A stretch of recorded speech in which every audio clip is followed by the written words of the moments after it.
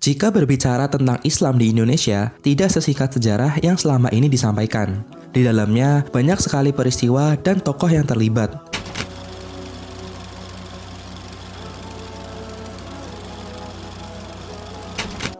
Hubungan Nusantara dan Haramain atau Mekah dan Madinah memiliki sejarah cukup panjang. Sejarah itu dimulai bahkan masih pada masa kenabian hingga tersebarnya Islam di Nusantara saat ini. Awal mula Islam disebarluaskan adalah pada tahun 615 Masehi, di mana pada saat itu Nabi Muhammad SAW mendapatkan wahyu dari Allah agar melakukan dakwah secara terang-terangan. Melihat respon umat pada saat itu, Nabi mengutus para sahabat untuk melakukan ekspedisi keluar dari Haramain dengan tujuan melakukan dakwah menyebarkan agama Islam. Sahabat yang diutus adalah Ja'far bin Abdul Muthalib. Beliau berhijrah ke Habasyah atau sekarang dikenal dengan Ethiopia. Setelah berhasil menyebarkan agama Islam di Ethiopia, Ja'far kembali melanjutkan ekspedisi hingga wilayah Baros. Kota Baros ini berada 414 km dari kota Medan, hingga menyebar ke beberapa wilayah di Nusantara. Hijrahnya sahabat Nabi yang singgah di kota Baros ini dibuktikan dengan ditemukannya makam seorang muslim bernama Syekh Makinuddin pada awal abad ke-7 Masehi.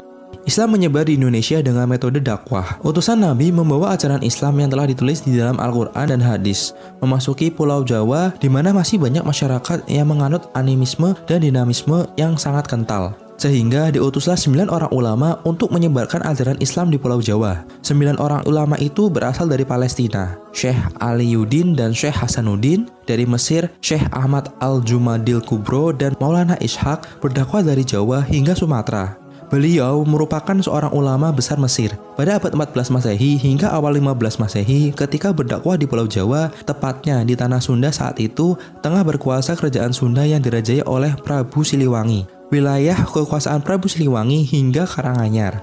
Ketika Prabu Siliwangi melakukan ekspedisi, tidak sengaja ia mendengar seorang wanita muslim bernama Nyai Subanglarang sedang mengaji. Lalu dinikahinya Nyai Subanglarang oleh Prabu Siliwangi hingga memiliki 3 anak, yaitu Walang Sungsang, Rara Santang, dan Raja Sangara. Kedua anak Prabu dan Subanglarang ini pergi ke Mekah untuk menunaikan ibadah haji. Di Mekah, Rara Santang bertemu dengan Syarif Abdullah, anak dari Syekh Ahmad Al-Jumadil Kubro, dan kemudian menikah dan tinggal di Mekah selama 20 tahun. Rara Santang dan suaminya memiliki anak bernama Syarif Hidayatullah, yang kemudian ia hijrah ke Nusantara. Saat menghadap kakeknya yaitu Prabu Siliwangi, kemudian ia diberikan wewenang di Gunung Jati. Beliau hingga saat ini dikenal sebagai Sunan Gunung Jati.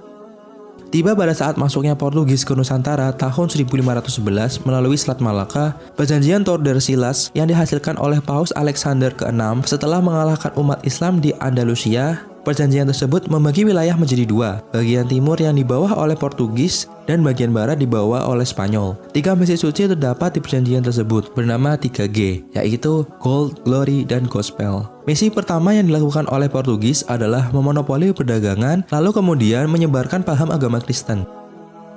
Portugis kemudian menyerang wilayah Sunda Kelapa. Sunan Gunung Jati kemudian mengutus Fathahillah menantunya untuk membebaskan Sunda Kelapa dari genggaman Portugis. Fathahillah berhasil mengalahkan Portugis pada tanggal 22 Juni tahun 1527.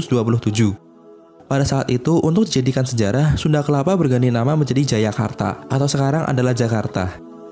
Jayakarta merupakan arti dari kata Fathah Mubina yang diambil dari surat Al-Fatah. Kemerdekaan Indonesia tidak luput dari peran ulama yang besar dalam mewujudkan kemerdekaan Indonesia. Tanpa bersatunya umat muslim di Indonesia, mungkin negara ini masih berjuang untuk memerdekakan dirinya. Islam dan kekuatannya membuktikan adanya kuasa Allah dalam setiap hal yang terjadi di dunia.